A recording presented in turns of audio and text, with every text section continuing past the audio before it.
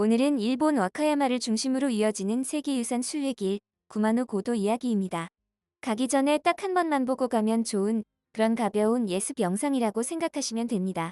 처음 가는 분들도 이렇게 보면 되는구나 감이 잡히게 핵심만 정리해 드릴게요. 구마노 고도 처음 가면요. 이런 질문이 바로 나옵니다. 어느 길을 걸어야 하지? 볼거리는 어디가 제일 좋아? 당연합니다. 길이 워낙 넓거든요. 그래서 오늘 영상에서는요. 구마노 고도가 어떤 곳인지, 대표 루트 5개는 분위기가 어떻게 다른지, 그리고 꼭 들르는 구마노 산장이랑 핵심 명소까지 여행자 시선으로 차근차근 같이 정리해 보겠습니다. 그리고 하나만 미리 말씀드리면요. 구마노 옛길은 코스가 정말 다양합니다. 오늘 영상은 전 구간 완주 이야기라기보다 처음 가는 분이 길 고르는 기준을 잡는 영상입니다. 체력하고 일정에 맞춰서 욕심내지 말고 딱 맞게 골라 걸으면 됩니다. 영상이 도움되셨다면 구독이랑 좋아요 한번 눌러주시면 정말 힘이 됩니다. 구마노 고도는 한마디로 옛날 사람들이 신성한 곳으로 걸어 들어가던 길입니다. 해이안 시대부터 황족, 귀족은 물론이고요. 일반 사람들도 이 길을 찾았다고 전해집니다. 구마노 고도가 좋은 건 자연이 예뻐서만은 아닙니다. 여긴요, 시간이 지나간 흔적이 그대로 남아있는 길이에요. 숲길 사이로 오래된 돌길이 남아있고 자갈길도 꽤 보입니다. 구간에 따라서는 에도 시대 느낌이 아직 살아있네 싶은 곳도 있고요. 이게 구마노 고도의 묘한 매력이에요. 코스 난이도도 생각보다 폭이 넓습니다. 처음 걷는 분이 2시간 정도 가볍게 걸을 수 있는 구간도 있고요. 산길이랑 고개를 넘어야 하는 상급자 코스도 있습니다.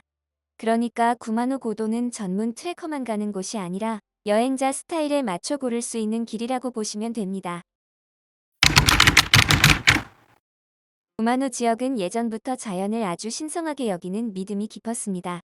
그리고 시간이 흐르면서 불교가 전해지고 일본식으로 발전하면서 이 두 문화가 자연스럽게 섞여서 이어져 왔다고 설명됩니다. 쉽게 말하면 이런 거예요. 구마노 고도는 절만 있는 곳도 아니고 신사만 있는 곳도 아닙니다. 산, 숲, 폭포 같은 자연 풍경 안에 신사와 사찰, 옛 이야기, 순례 방식이 다 같이 녹아 있어요. 그래서 단순한 하이킹이 아니라 자연과 신앙과 문화가 한 덩어리로 이어지는 길로 인정받은 거죠. 그리고 또 하나, 길 자체가 세계유산으로 등재된 경우가 세계적으로도 흔치 않다고 해요.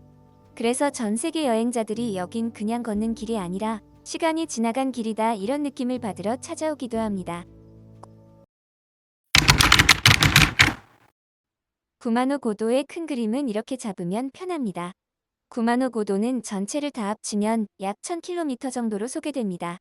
그리고 구마노 지역으로 들어가는 길이 하나가 아니라 방향별로 이어지는 대표 루트가 5개 정도 있다고 알려져 있습니다. 여기서 포인트가 있습니다. 구마노 고도는 한 번에 전부 다 걸어야 하는 길이 아닙니다. 대부분은 내 일정에 맞는 구간만 골라 걷습니다. 어떤 분은 초보자 코스만 가볍게 걷고요. 어떤 분은 산길 도전 코스로 확장하기도 합니다. 같은 구마노 고도라도 어떤 길을 고르느냐에 따라 여행 분위기가 완전히 달라집니다. 자, 그럼 이제 대표 루트 5개를 아주 쉽게 잡아볼게요.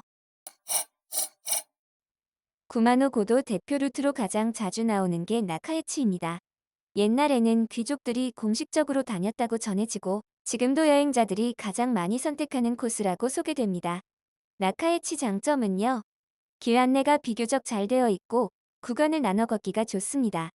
숙소나 이동 동선도 잡기 편한 편이고요. 그리고 어떤 구간은 약 7km 내외로 소개되는데 트레킹 초보자도 3시간 전후로 걷는다고 알려져 있어요. 물론 개인 차이는 있지만 처음인데 너무 겁먹을 필요는 없다는 느낌을 주는 루트죠. 바다 가까이에서 걷고 싶다면 오에치가 자주 언급됩니다. 해안선을 따라 이어지는 분위기라서 산속 순례길이랑은 또 다른 매력이 있어요. 바다 전망이 시원하게 열리는 지점도 있다고 소개되고요. 다만 구간에 따라 거리가 길 수 있어서 이동 계획은 조금 더 신경 써야 합니다. 그래도 바다랑 같이 걷고 싶다면 꽤 기억에 남을 선택이 될 수 있습니다. 산 좋아하시는 분들은 고에치에 관심이 많습니다. 고야산에서 구마노 쪽으로 이어지는 길로 설명되는 경우가 많아요. 약 70km 정도로 소개되기도 하고 구간 사이에 고개를 여러 번 넘어야 하는 산길이 있다고 알려져 있습니다. 즉, 초보자보다는 준비된 분에게 더 잘 맞습니다. 대신 그만큼 진짜 산길을 넘는 맛이 있는 루트죠. 그래도 고에치는 전부를 다 걷지 않고 부담이 덜한 구간부터 도전하는 방식도 가능합니다. 나카에치로 입문하고 고에치로 확장하는 흠도 흔하다고 해요. 이세지는 말 그대로 이세신궁과 구마노를 잇는 길로 소개됩니다. 에도 시대에는 이세와 구마노를 함께 참배하는 게 서민들의 로망이었다는 이야기가 자주 나옵니다. 대나무 숲이 멋지게 이어지는 구간, 옛돌길이 남아있는 고개길 같은 포인트도 언급되고요. 사진이나 영상 찍는 분들은 기록하는 재미가 큰 루트라고 보시면 됩니다. 지는 오사카 쪽에서 와카야마로 이어지는 남북 동선으로 소개되는 경우가 많습니다. 옛날에는 배를 타고 내려오는 구간 이야기도 있고요. 고개를 넘고 강을 건너며 걷는 과정이 있었다면 당시엔 꽤 쉽지 않았겠죠. 도시가 발전하면서 원래 길이 사라진 곳도 있지만 그 시절 생활의 흔적이 느껴지는 장소가 아직 남아있다고 합니다.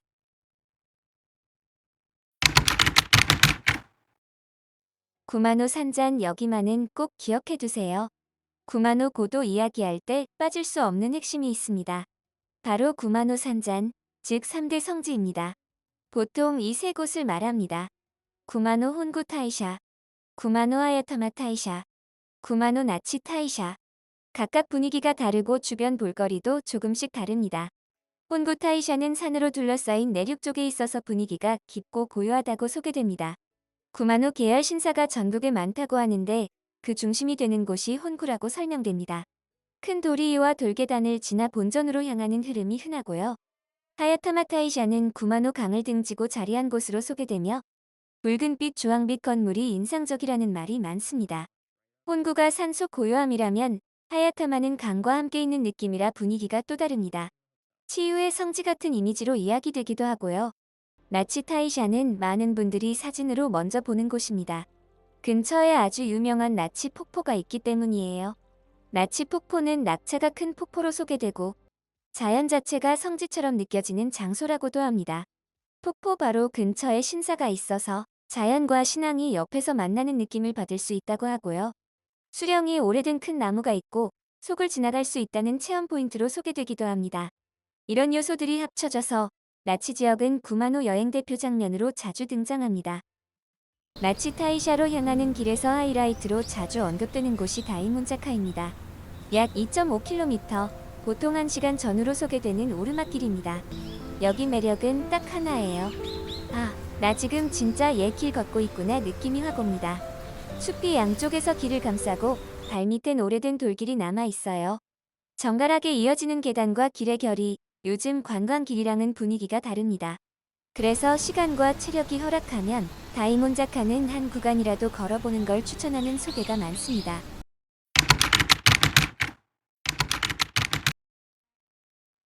구마노 고도는 걷는 여행이라 준비가 중요하긴 합니다. 근데 막 어렵게 준비할 필요는 없고요. 이것만 챙기면 꽤 편합니다. 신발은 미끄럽지 않은 워킹화나 트레킹화가 좋아요. 비가 올 수 있으니 얇은 우비 하나 있으면 마음이 편합니다. 겨울이나 고지대는 체감이 확 내려가니 겹쳐 입을 수 있게 준비하면 좋고요. 물이랑 간단한 간식도 있으면 도움이 됩니다. 제일 중요한 건 욕심 줄이고 내 일정에 맞는 구간만 걷는 거예요.